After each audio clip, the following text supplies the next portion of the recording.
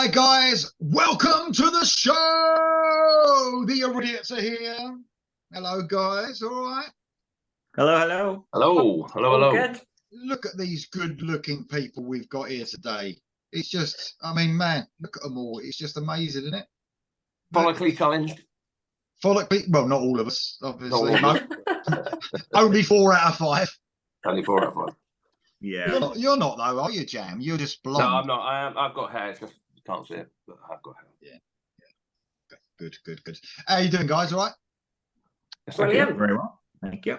So we've been pushing some ideas around lately of different shows to do, and I have actually got now a formulated list, believe it or not, of ideas that mostly you guys come up with that we can do together. And this is one of them. It's quite a difficult one. This is favourite concept albums. And I actually thought when this was mentioned, I thought, oh, this ain't going to be hard. Well, it's not that easy either. I don't know about you. I've written a few notes here, guys, right? And we're not doing this in any order of our favourites. I believe we've mentioned that at the beginning. We're not going to go like least favourite to favourite or anything like that. But I actually, while I was trying to dig deep to find these albums, there's a few things I realised. There were some that I wasn't sure were concept albums that wasn't. So I was thinking, is that a concept album? I think it is. And then after looking into it, not. Which is a bit of a weird one. And there was ones that you thought weren't, and they are. For instance, they would be about. There's some albums. This is weird to explain. For instance, I don't want to say the albums because it, in case anyone's got these albums, but there's one that covers like each song is about a certain topic, but they don't intertwine into a story, if you like, and they're classed as they're classed as concept albums on Wiki. I have plenty of those. Yeah. So some of them are classed as concept albums on Wiki, and then you go to Wiki for the same sort of thing from another band, and it says no, it's not a concept album. It's loosely based, or it's. So I'm like, I tried to myself to find a list where it said Wiki, and I know it's not the most reliable source, says yes, it's a concept album, but I found it quite hard, and even like. It's really weird with, I can mention this because it's not a concept album, right? Don't you know sometimes you have an album that has a feel of it? Like, for instance, I would say because of a certain track, or because it's got like a album after it, the Halloween albums would be a good one. Keeper of the Seven Keys and Keeper of the Seven Keys Part 2 almost feel like a concept of some sort, but they're not. Yeah, especially when you call something Part 2, you think that it would be a continuation of whatever story they're doing. No. And then you've got other bands, which I'm going to get onto because they have their concept albums that have like a list of tracks that are concept, but the whole thing's not. Yeah. Oh, just make it fucking easy for us, will you? Anyway. Looking forward to this one. It's really exciting. It's something we haven't really spoke about. We probably covered some of these tracks, obviously, from these bands on our shows before. But we're going to go around the houses as usual. And Dom, how are you? And how are you going to do your list, mate? Mine's just random. Surprising. Well, I'll start with the oldest one, which isn't that old. You'll be surprised. Most of my albums are quite new-ish. I will admit I use Wikipedia. I know, as you said, it's not the most reliable source, but I went on their concept album thing and I looked, and I didn't agree with a lot of them. Some were a surprise, and then I looked further into it and I was like, oh, okay, well, the artist has said it's a bit of a concept and this is the concept. And they missed a lot on that list as well. So I it's a mishmash, but there are a few surprises that on listening. As much as I love music, I have to say I don't really get into like lyric reading and mythology and all that kind of stuff. Even though I love prog and stuff, it's more about the tunes, man. So so I'm not to really go for that. So this was going to be daunting for me, but I found 5 that I really like. So I'll start with the oldest one, but the oldest one is 1994, which isn't that old. Alice Cooper, who I had a few choices for, obviously, but I'm going with The Last Temptation, which I guess the whole title is Last Temptation of Alice Cooper. I guess that would be correct. I picked this because it's such an underrated album. I think it's probably top 5 catalog of Alice for me. So it's his 13th album, which sounds weird. I don't think they count the Alice Cooper band with that. Anyway, it's centered. Okay, I did copy and paste some stuff for my things just to give you a brief outline of what it is. It centers on a boy named Stephen, who is also in Welcome to My Nightmare, and a mysterious showman. The showman, with apparent supernatural abilities, attempts with the use of twisted versions of morality plays to persuade Stephen to join his traveling show, The Theater of the Real, where he would never grow up. That's basically the thing. So, as I said, I think it's an underrated album, but it wasn't a complete failure. I mean, it went to number 6 in the UK, so that's pretty high charting. And it did have 2 top 40 singles in the UK as well. So at the time, it did pretty well, but you really don't hear him do any material off of it. I don't know. People just don't really talk about it, but I think it's great, especially after, the Poison and Hey Stupid, which are very kind of pop metal albums. This was definitely going back to kind of a Welcome to My Nightmare kind of theme. Lots of different things. Chris Cornell's on 2 tracks you guys might want to know. Cool. Oh wow. Yeah, cool. Yeah, so that's me. Cool. It's cool how you mentioned the story and the music there, where you're with lyrically, I'm just like you really, but it's hard as well, isn't it, to get a great, I find it's hard to get a great concept album and like the whole thing, because sometimes it's more about the story, I suppose, than it is about the music, isn't it, for a lot of bands? Yeah. Do you know what I mean? To get that balance where the music is all great and the story is great is quite hard, I would have thought. Yeah. But yeah, good one, mate. Thanks for that. Thank you very much. Right, we're down to Ralph. How you doing, Ralph? Doing well. Good to see you, Ralph.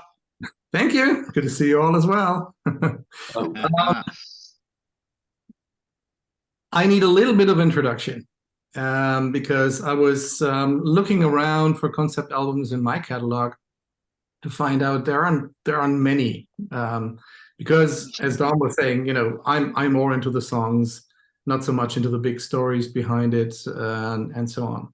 But in 2019, I came across an album and found out that this is part of the whole saga of albums. And it's the Desperia saga. And I want to just introduce the theme of that a little bit to you. And 3 of my 5 concept albums will move you along that saga. Oh, wow. So just as a bit of an introduction, I'm going to read a little bit of that because I was also in touch with the guitarist and composer of that. It's a German guy called Jürgen Walser. And I came across him from, from Lazarus Dream and Marcus Pfeffer's guitar playing. So they seem to be good friends. So I heard about Desperia from him, and then I really immersed myself a little bit into it.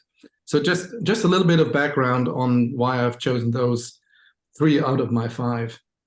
So he started his story about the protagonist Josh Devon in 2012. The story involves the Devon family secret and the fight against the demoness Illyria, who grew out of it.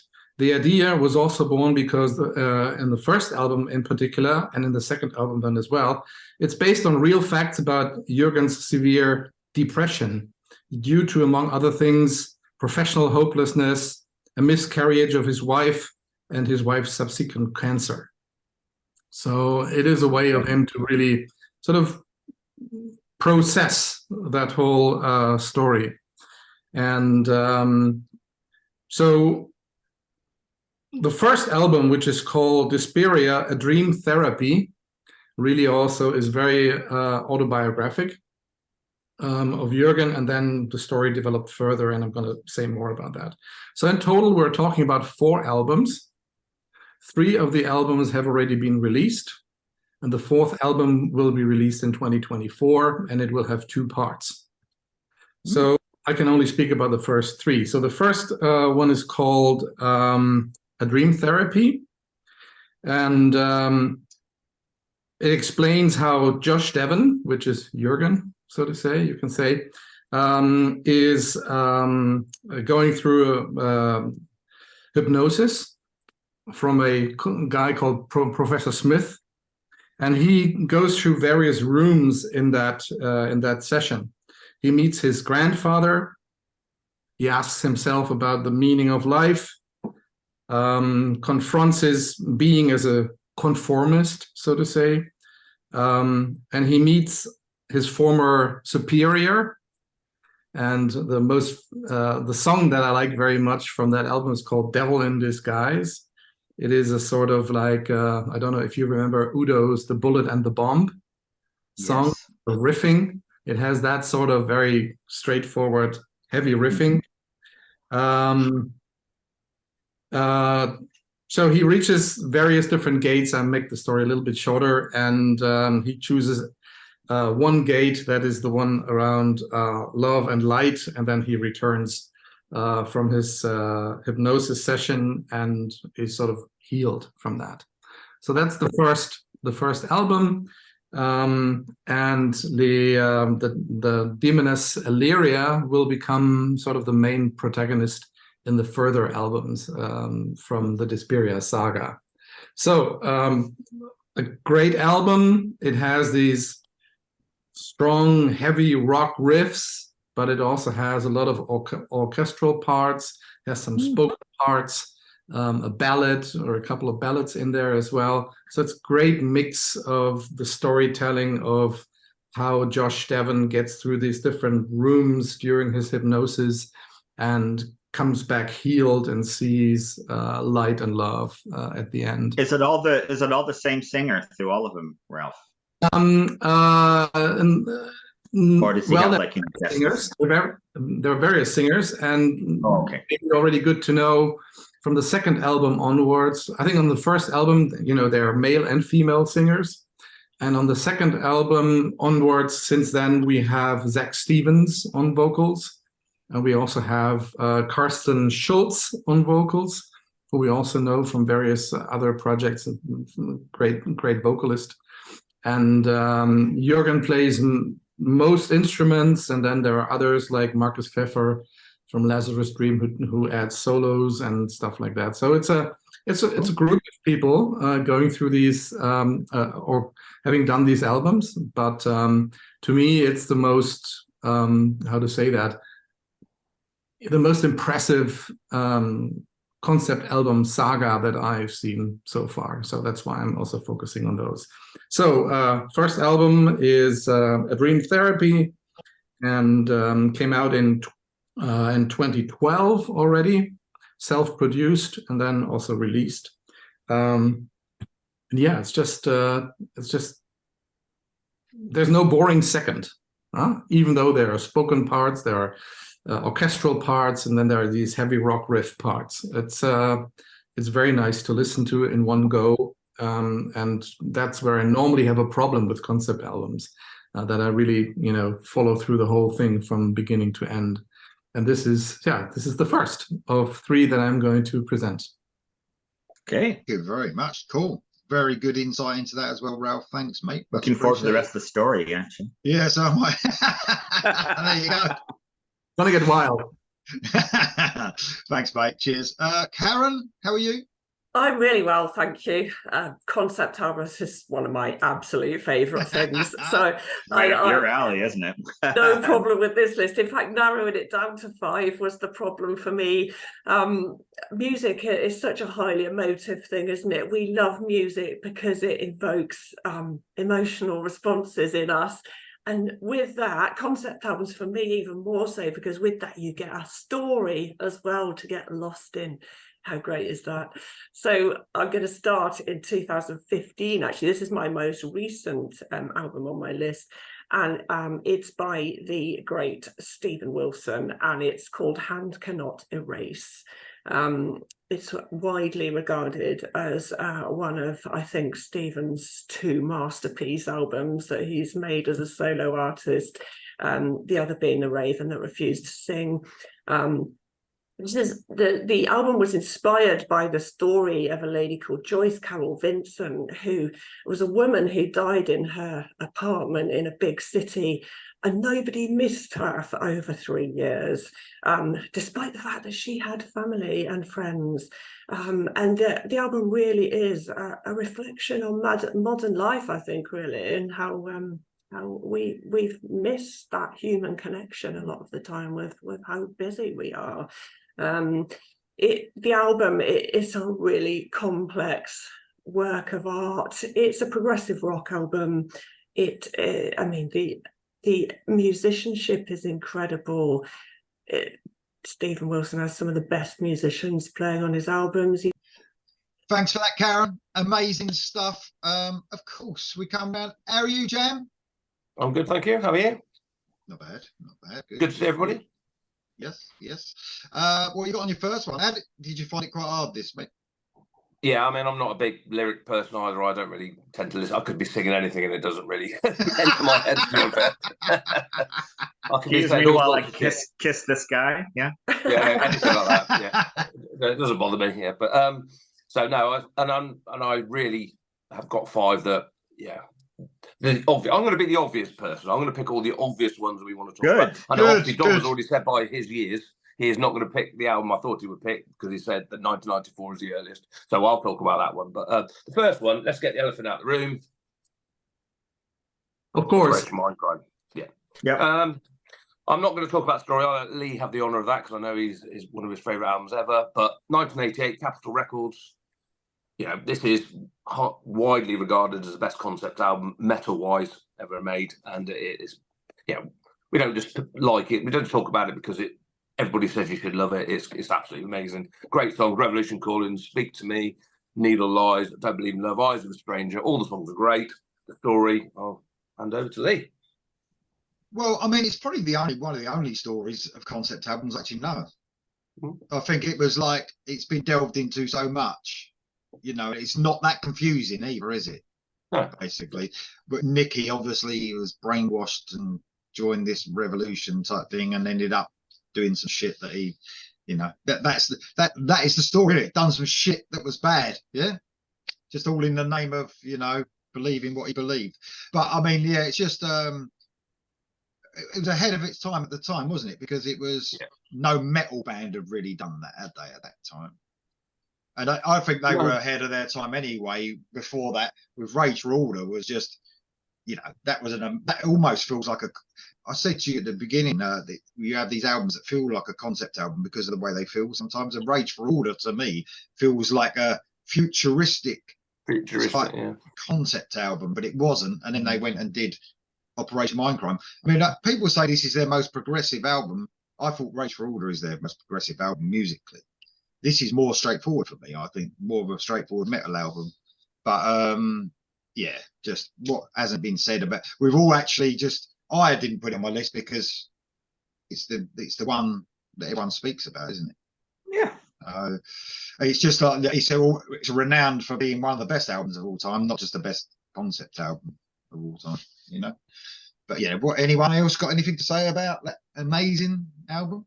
I'm going to keep my comments for a little bit later. Oh, yeah. All right. Okay. All right. Ralph, you obviously it's an amazing album. Oh, absolutely. And Operation Mindcrime is one of my all-time favorites. Yeah. Not so much because of the story, but because of the songs. Of course. Yeah, yeah. And it's one of them albums, isn't it, where the songs stand alone, completely on their own. You can have like a random playlist in your car and Operation Mindcrime will come on, or Eyes of a Stranger, and it just doesn't feel out of place, like you need to know the story or anything like that. Yeah. And Dom, you a big fan? Yes, I mean everything that you've said. Yeah, I mean, how much can you talk about this album? You know, I mean, everyone knows it's great. Everyone listened to it to death. You know, it was ahead of its time. It was a band firing on all cylinders. it's amazing how much they've fallen from grace from this incredible, fantastic, cohesive, theme and project and songs, and then what, 2 albums later, just in the doldrums, fascinating career arc for that band. But yeah, it's, I think they really had a hard time trying to follow up that, to be honest, and they kept. I think that might be some of the problems to their future career. Was trying to, you can't duplicate that success. So, and they even tried to literally follow it up with too.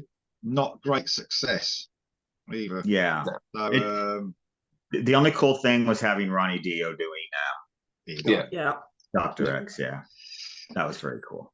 Yeah, but as I said many times, I actually prefer Empire, believe it or not. But there you go. Well, I prefer Rage for Order. So there you go. Yeah. There you go. Yeah. Which proves that it's not just about the story for us, it's about the songs, isn't it? So there you go. So no, that's a brilliant album. I'm glad you got it out of the way though, Jan. Thank you very much. Yeah, we need to get out of the way. The next one will be just as obvious. Yeah, I've got a feeling I know what that one is as well. So so my first one, I literally have gone the newest one. And it's so new, it's from Friday. It's from Friday just gone. So holy shit. Yeah. So what if this album hadn't come out on Friday? Would you only have 4? Well, I would have had 4 plus 1 that maybe I didn't want to talk about, maybe. But yeah, but I didn't actually know this was a concept album, and I've had to message the band to find out if it was. So I've been doing, so the band is Mayfire, and the album is Cloudscapes and Silhouettes, and I've been doing reactions to the songs that have been out before Friday. And if you watch the videos, there's a lot gone into the videos, and I almost, looking at the videos, I'm thinking it feels like a story. It's almost like it's very well done. They're not a massive band, they're a new band, it's a debut album, and I'm thinking, fucking hell, they're really going for it visually and musically. They're a progressive band, and thank you to 3 of you people here today for getting me into more of the progressive stuff this year. I haven't gone full blown, but I've gone a few. There's a few albums that really have appealed to me. Go on, Karen. Slow work in progress. And also fair play to you, Lee, for having an open mind. Yes, and there's probably about 3 or 4 this year that are really, not everything gets me, but these 3 or 4 have, and I won't talk about them bands because they might even have concept albums out, I don't know.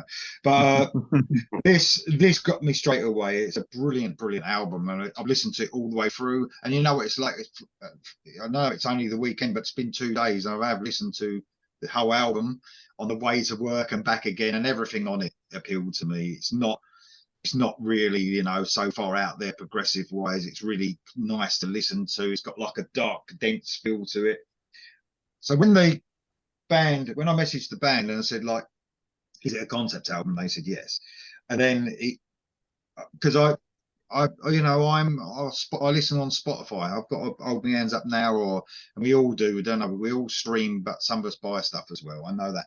So obviously, if I bought the album, perhaps I would have known all this because it's probably within the album. But this is the let me quickly say what the band said to me. So he said, thanks. Yeah, the first song, The Fall, gives a small introduction to the plot. The story begins in the far future, because it's really futuristic when you watch the video, where the world has been broken down by war and poverty for decades. The world is now governed by a tyrant who claimed the throne through violence. And our hero's journey begins with a city of ruins, from a snow-covered wasteland into world unknown. The band represents the Shadow Guild, so they're like representing this guild, a faction of shadow warriors who are fighting for the return of the true heir to the crown and to restore balance and peace to the world again. The story we tell of the world in Cloudscapes and Silhouettes, name of the album, are divided into 3 factions: the tyrant and the world city, where humanity is gathered into cities divided by enormous walls as a hierarchy of status, class, rich and poor.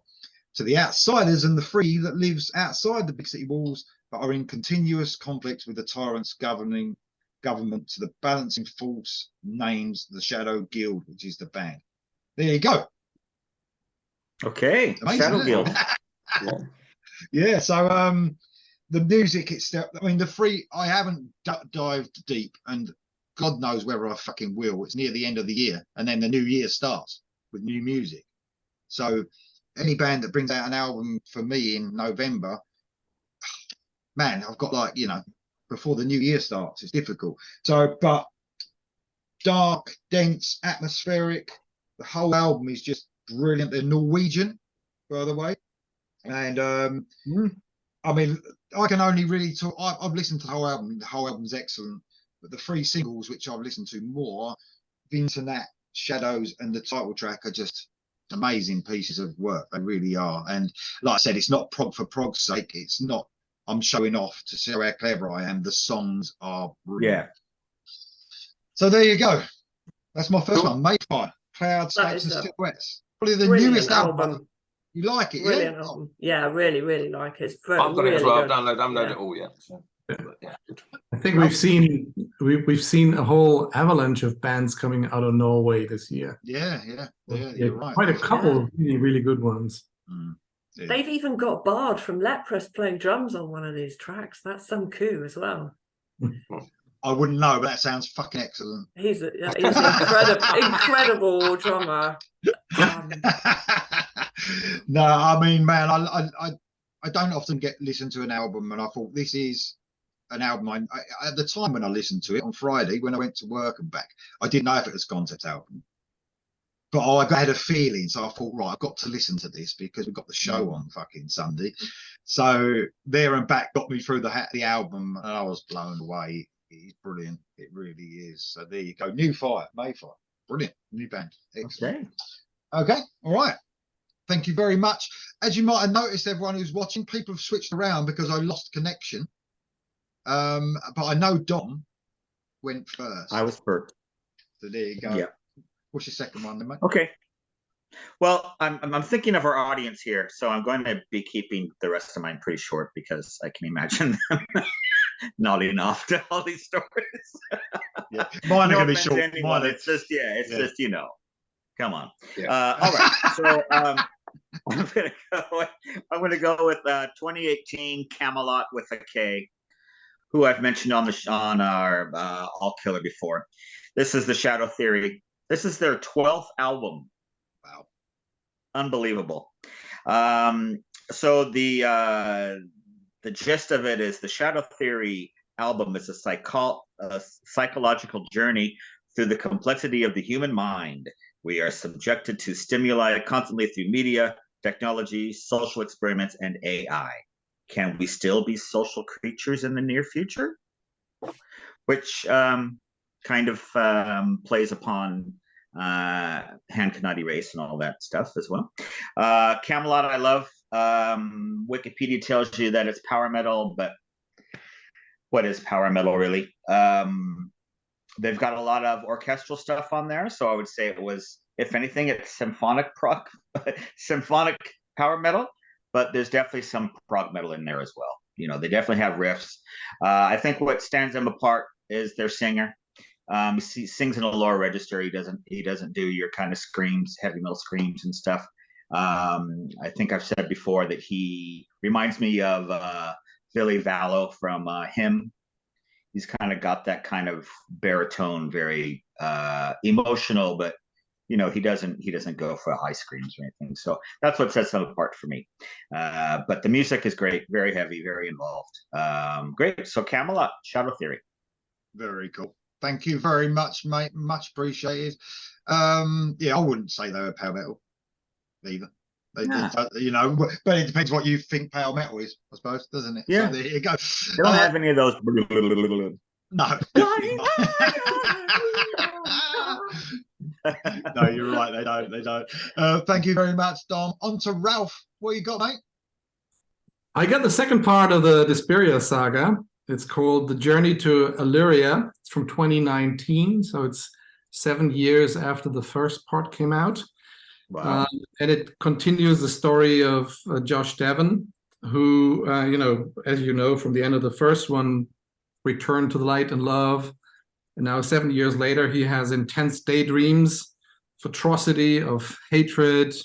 Darkness breaks out again for him. And he's always trying to connect to his dead daughter, Eleanor, and has a transistor radio through which he tries to make contact with her. But it doesn't work. And when he turns on television, it announces an outbreak of a deadly virus, which in the end makes people disappear. His wife also gets sick. And so he goes to Professor Smith again, who hypnotizes him once more. And he tells him about the demoness called Illyria. So, and he has a desire to meet her because he remembers from the first album that she could be the source of all evil. But he also has to pass through what is called the Soul Rippers first in order to get to her. And he manages to find Illyria. And on his way, he sees all of those people that disappeared. So he also finds Eleanor, his daughter, and she has been cursed and had to be freed through an act of light and love, which happened, father-daughter, of course. So she disappears into a white sort of mist, and he feels happy about that. And then he has a showdown with Illyria, and she tells him that he was the carrier of the virus, actually. And then he returns from the hypnosis. So that's the second part of the story with Josh Devon and Illyria. There's a song on there which is called 5 to 12, which I extremely like, and I like the heavier songs, of course, obviously more than the other stuff. But again, you know, it's a whole told story with orchestral parts, with spoken parts, with rock parts, heavy rock parts, and it's just a great sort of storytelling. I should also say that on top of the albums, there are also painted books of the story available, so that sort of completes the whole story, and those have been really perfectly drawn, I have to say. Jürgen Walser just sent me a digital version of the books in my preparation for the show, and I have to say it's very, very well drawn. And so you also get drawn by the drawings, so to say, into the storyline. So that's the second one, the Journey to Illyria from 2019, and 5 to 12 is my favorite song. Well, I'm invested, but I must say I don't want to ruin your story for you, but I don't trust the hypnotist at all. All right, but I don't want to spoil anything because I don't know the end of it. But I don't like him. Just wait for the third part.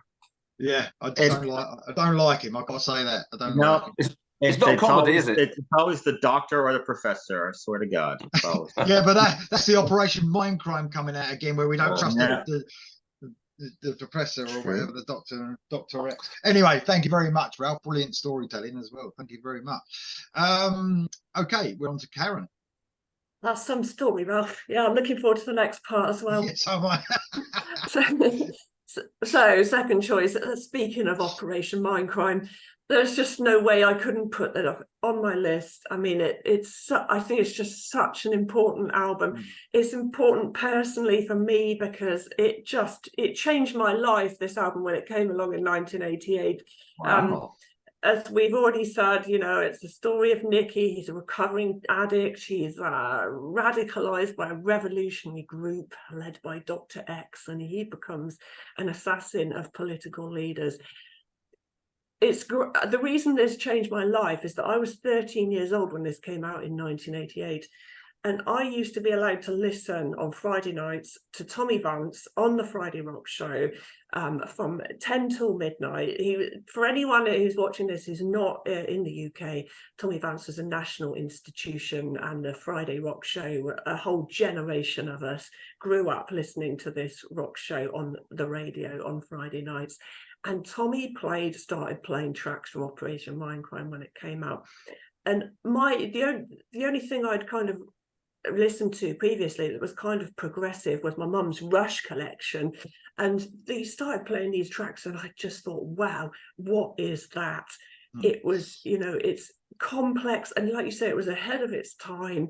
I really do think this album, it is for me, one of the great blueprints for progressive metal that really came afterwards. I think Queensryche and Dream Theater at the time, and probably the band Fates Warning as well, who were around doing something relatively similar, they were the architects of original architects of progressive metal.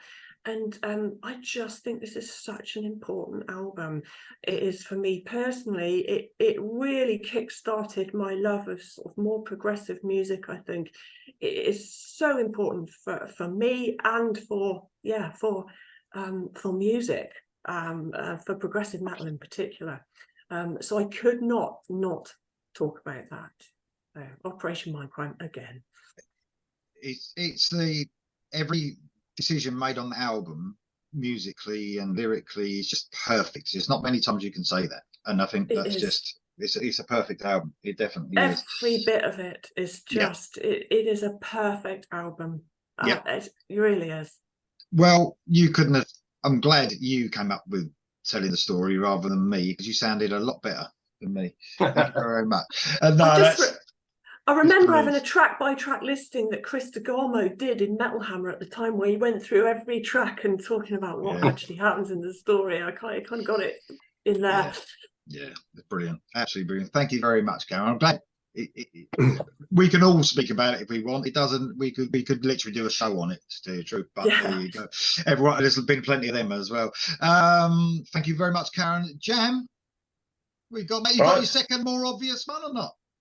Yep, very obvious. From the same year as Mindcrime, believe it or not, on EMI, and obviously it's Seventh Son and Seventh Son, isn't it? Obviously, my favourite Iron Maiden album. EMI, their seventh album as well. I don't know if that was a coincidence or not, but Seventh Son and Seventh Son, concept album-ish. I think the band themselves have said it's only a half concept album, really. It's known as a concept album. The title track is based on a novel by Arthur Scott Card about seventh son of a seventh son who has the gift of foresight and clairvoyancy. And it's all about, basically, the whole album's about good and evil, isn't it? I think. I mean, the title track's obviously part of the concept, and probably Evil That Men Do, and the Clairvoyant, obviously. Only the Good Die Young, probably. Moonchild, possibly. Canopy of Madness, maybe not. That sort of thing. But it's a great album, as I say. It's my favourite Iron Maiden album. I think they took stick at the time for the story, because I don't know when it came out compared to Operation Mindcrime, but I think Maiden like said it was a brilliant album musically, but story wise it was awful. One, because of what you said, and the band have said themselves, they can't help but not be serious, especially at that time, about a concept album. They'd think, right, fuck it, we just chuck this hit, this single in that's just nothing to do with it. It's quite funny, really. There's no way they looked at Queensryche and then wrote this album and put it out. It was the same year. They must have been writing it beforehand. So I don't know which came out first. I should have perhaps put the months down. But I mean, as I say, it's my favourite Iron Maiden album. I love everything about it. I love the sound of it. And obviously, from them to go to No Prayer for the Dying after this, I was absolutely gobsmacked with different. I wish they'd just stayed like this all the time, but there we go. Dom, you went for a second. One of you went. Either Karen or Dom. Yeah, I know. Right. We look so much alike, me and Karen. You've actually near enough gone back to work. No, we haven't actually, because I was over there. But well, Dom was happy about the direction, weren't you, Dom? About what? Oh, so he wasn't listening to you, James. Oh, Iron Maiden. After that, when they went to No Prayer for the Dying. When they went, well, yes. I did like the idea of what they attempted to do. Yes. Get back to basics, after Seventh Son, which, in retrospect, I do quite like that album. There are some very good tracks on there. But yes, I kind of like the more bare bones, keyboard. Not so much keyboards. Anyway, so no Prayer for a Dying was a nice experiment that didn't really turn out that great. Great. Thank you very much, Jam. I do love that album, and I've loved it more as the years have gone on, Steve, more than I did when you're a Maiden fan and you loved them from 1980, and like I did. You know, I was into them in 1980 and loved it when Bruce joined. I loved it, and then when Power Slave was my favorite album, and then it was Somewhere in Time, and I was like, oh, it's just not quite as good. And then it's just when you're born and when you're into them, isn't it? It's just simple, isn't it? But great, brilliant choice, though, mate. Thank you very much. Okay, I'm gonna do. Unless someone's chose this band, I'm gonna do 2 albums in one. Is that all right? And it'll be really quick, I swear. But I'm really happy about this because I've recently got Dom in. Well, I didn't get Dom into the album actually. He said to me, "Have you heard this band? They're amazing." So I'm like, Soraya Sign, which I've covered quite a bit on the channel. No one's going to talk about Soraya Sign, are they? Don't have them on this list, no. Newish. We knew that you would do it. We knew that you would do it. Yeah, I had to. So it's a concept of 4 albums. 2 have been released. So you had the first one, 2022. The second one came out this year. So it was Throne of Gold and Lions Road are the 2 albums. They're both amazing. Just as I think there was a step up a little bit on Lions Road in the introduction of a new guitarist. He's amazing. Peter Lundin, I think his name is. Swedish band talking about this world of Soraya, fantasy world where it's good versus evil, and there's love, and there's all these sorts of stuff. You know, the usual things that go along with a great story. Stefan Inkvist is the lead singer. He's just like a mix of, I don't know, Ronnie Dio, Jorn Londe, and Coverdale. Just amazing. Jesper Lindberg is the main storyteller. He's been working on this story since he was a kid. So he had this story as a kid, and now he's got this record deal with Frontiers now, and he's going to release an album every year, I believe. So over 4 years, you're going to get this. It's just amazing stuff. Dom, I'm really glad you found them as well. They are one amazing band. Just terrific stuff. I last year I know that they were very high on your list, but this year was the first. With Lions, it's the first time I've really checked them out. But they'll definitely be on my list for this year. Good. So, mate, standout tracks. Brilliant ballad on the first album called When World, If Only for a Moment, sorry. When Worlds Collide was the first time I heard them. I was blown away. On this year's album, Blood from Stone and Hope and Sorrow are my main tracks off that. Just amazing stuff. But brilliant. Yeah. Soraya Sign is my second choice, if you like. Okay. On to Dom. Okay. I'm going to go with somebody whose almost every album has been a concept album. I can't do a show like this without mentioning King Diamond, because he has, I think, he has 12 albums, and I think 10 of them are concept albums. Wow. So I've always said that if I ever become a billionaire somehow, some way, I would make it my mission to make high budget feature films of all the King Diamond concept albums, because I think they would make great horror films. Anyway, so I could have picked 10 different albums, but I went with one of the newer ones from 2003. This is The Puppet Master. I think this is especially a cool and gory story. I'll just make a rhyme there. I had a lot written down, but I'm going to keep it short. Basically, it's about a young couple who go to watch a puppet show in Budapest in the 1700s, and they end up being turned into undead puppets by the puppet master and his wife. Oh, yes. It takes place during Christmas, so it's a nice Christmas story. And it's the first idea that they think that something's wrong is when they see the little drummer boy on stage, and it's moving like a real human, and they're like, "What?" So then they investigate backstage, get kidnapped, and then slowly turn into these life-size puppets. Why don't someone make that film At least I even know. a short film would be. Yeah. Yeah. And that's just the beginning of his concept albums. Jesus. that's his 9th out of 10th concept album. So he's got plenty of other stories, and yeah, fantastic stuff. So yep, Puppet Master. And Nice Christmas. By the way, Dom, you know it's like the newest one, but you know that's 20 years ago, didn't you? Just to let you know. 2013, wasn't it? He said 2003, didn't you? I thought 2013. No. I said, yeah, 2003. Oh, right, fair enough. Yeah. 20 years. 20 years. Oh my God. Fuck, Lee. Jesus Christ. Did you really have to do that? I'm really bummed out. Thanks for that, mate. Much appreciated. We're on to Ralph. Come on, Yeah. Ralph. Give it to us, mate. Let's hear it. Part What's 3. going on? Yeah, of course. Pins Part and 3 needles. of the Desperia saga, and this is called The Story of Marion Dust. And Lee has actually done 2 reactions to songs from that album. The one was Blue Mirror, and the other one was The Curse. Both of them sung by Carsten Schulz. Great songs, and also my favorite songs of the album.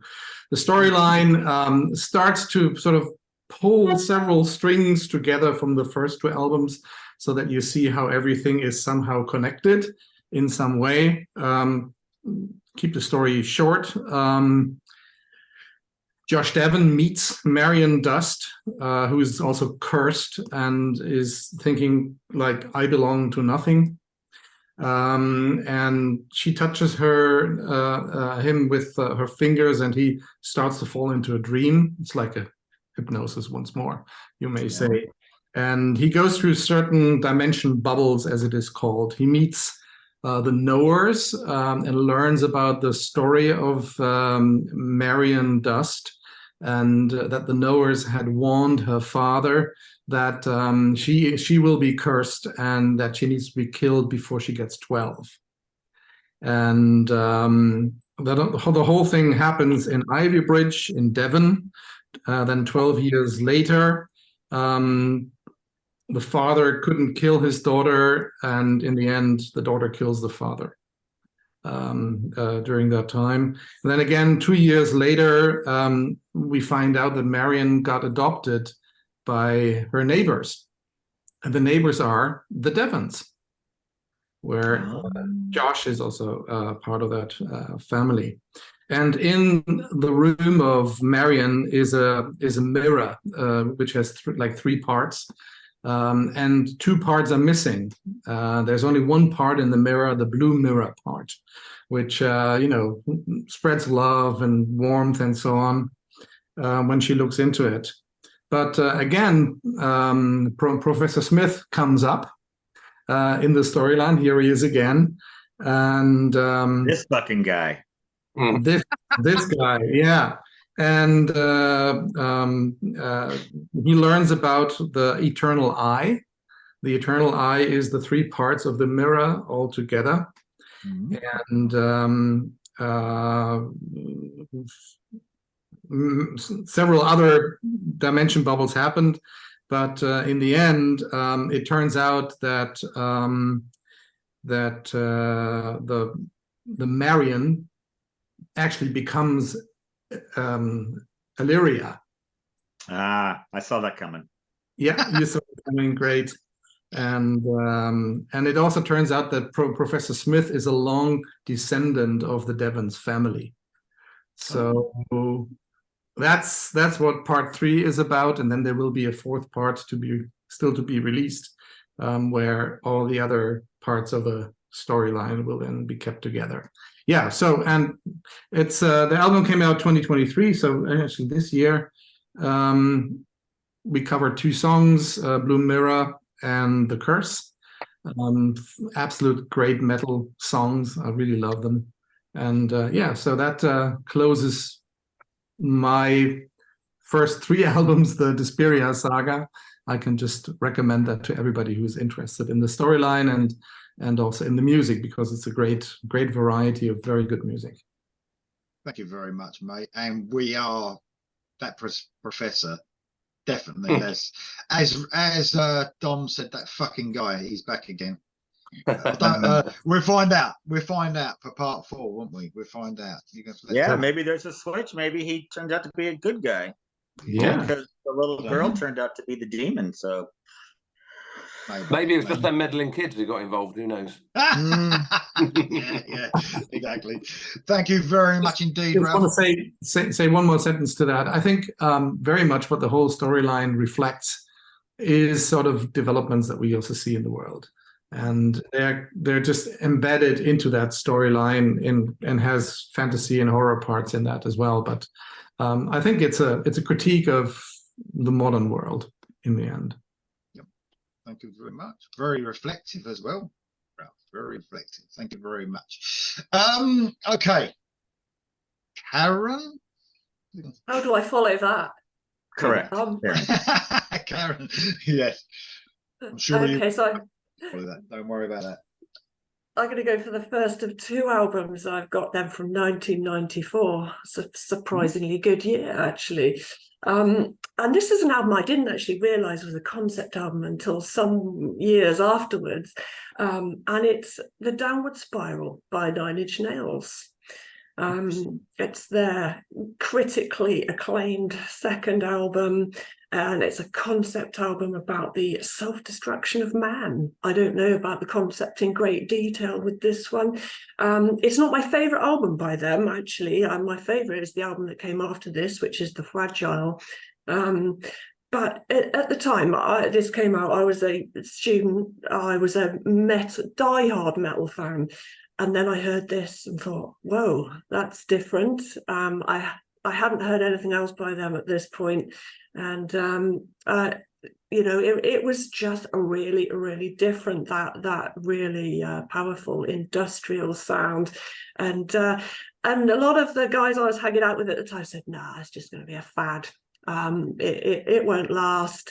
And, you know, this is a highly influential album.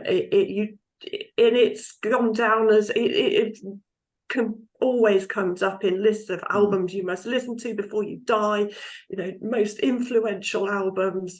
And 9 Inch Nails, well, they're as relevant now as they were then, whether you like industrial music or not. I mean, actually, industrial, that sound was around way before that. You know, Skinny Puppy were already doing it. And I'd argue, actually, even Gary Newman was doing this back in the early 80s, that really industrial kind of electronica. He's still doing it now. And 9 Inch Nails were, well, I believe, quite influenced by Gary Newman. So it's an album that it really has stood the test of time, hasn't it? In a way that we didn't know it was going to back then. But I put it on again the other day and thought, wow, this is a really great album. So yeah, that's The Downward Spiral by 9 Inch Nails. Thank you very much. Cheers, Karen. Very good album. Very good album. Yeah. Dom, Jam. Yeah. Obvious number 3. I'm going back to 1981. From a band who would not think would do a concept album. Obviously, Dom knows what this is going to be, and I think he likes it himself. On Casablanca, their 9th album. Kiss and a concept album. I mean, it just doesn't work, does it? But go on. The vinyl here. Marvellous. Well, I mean, this has got a story, actually, because back in the day, in England, certainly, you go to a record store, which would have been R Price or HMV. You go in there, they had like the first Kiss album, they would have had the latest one, Crazy Nights or something. They might have had something from the 80s. There was no internet. I didn't know anything about Kiss's discography. I didn't know that everybody hated this album and everybody thought it was awful because I was around in 1980. Well, I was around in 1981, but I was a child. So, you know, I came into it with fresh eyes. I went to a record fair, I guess. It was £4.50, second hand, and bought it. I didn't know anything about it. I had no preconceived ideas about it. So I went straight into it. And I loved it. And it wasn't until years later I found out everybody thought it was shit. But it's great. I really like it. Some great songs on it. I mean, the story is basically about the boy who is recruited by a council of elders, the Order of the Rose. The boy is guided by Morpheus, and basically the songs are all about his journey to becoming the proclaimed one to sort of defeat evil, if you like. And it's just about his training. And in the end, I think the last one called I is about how Morpheus says to the council that the boy is ready to take on his quest, his challenge. So yeah, it's great. I mean, the song "The Oath" is brilliant. Just a Boy, Only You's great. Under the Rose is great. So World Without Heroes, I think it's been covered quite a few times. And the last track, the second last track, I last. I as the last track is a great track as well. And people who just won't listen to it because apparently it's shit need to get over it. It's not a Kiss album. It doesn't sound like it sounds like Kiss, but it's not what you'd associate with Kiss. But it's a fucking great album. So there you go. Very cool. I knew you. I had a feeling you was going to talk about that one, or you or Yeah. Don. To tell you the truth, I know you're lovers of that. You like a bit of that, the Elder, Ralph? I saw you nodding there. You like the Kiss? Yeah. Yeah. You know, we know Kiss from all of their other stuff, and I agree that also in my circles nobody loved the Elder. Yeah. I'm neutral, I have to say. I listened to it many times. I couldn't say it's my favorite Kiss album. No, no, it's not. But you know, I can see that they tried it out, and I honor that. Yeah, very good. Thank you, mate. Much appreciated. Cheers, Jam. So I'm quickly going to move on to my next one. I'm going to go Sabotage for my next one. Oh, yes. Yeah, Streets, a rock opera, which was around my favourite Sabotage time as well. I think from Hall of the Mountain King, Gutter Ballet, and then this one, I just think that was their ultimate, you know, when I really loved them. And I got into them as well at a really late stage, Sabotage. I mean, I love Hall of the Mountain King. I got that when I was younger, but then I left them alone and Gutter Ballet, and then I left them alone. I didn't even hear Streets back then, which was 1991. But no, it's a great album, 6th album actually, and just John Oliver, his vocals, man, I just love that shriek he has. He sounds like no one else ever does. Yeah, it's just oh man, that was perfect, by the way, Dom. Thank you very much for that. Oh, thank you. Some of my favourite tracks are Streets, the title track, Strange Realities, excellent, and Jesus Saves as well. It's based on a book, actually. I don't know the full thing about the concept or anything, but it's based on a book by a guy called Paul O'Neill, and I know it's looked at by many Sabotage fans as one of their highlights of their career. But brilliant album. There you go, Sabotage and Streets, a rock opera. Was Paul O'Neill in the band, or a brother of somebody in the band, or? I didn't read that. I just read it was based on a book by him. I don't know if he had anything to do with the band. Look up afterward. Sure. I think he has some sort of connection to the band somehow. Obviously, John, brilliant vocals, and Chris died a couple of albums later. I think he did After Edge of Thorns. I think he died. But around this period, those 3 albums are just perfect Sabotage for me. There you go. Okay. And now they make a mint doing Trans-Siberian Orchestra every Christmas tour the U.S. It got so popular that they now have to have 2 Trans-Siberian Orchestras touring at the same time in different parts of the U.S. because they have to fit it into like a Christmas kind of period. So now they have 2 ones. It's crazy. Mental, isn't it? I mean, they keep threatening to make a new album as well, but I don't know if that's going to happen. They keep saying it's going to happen.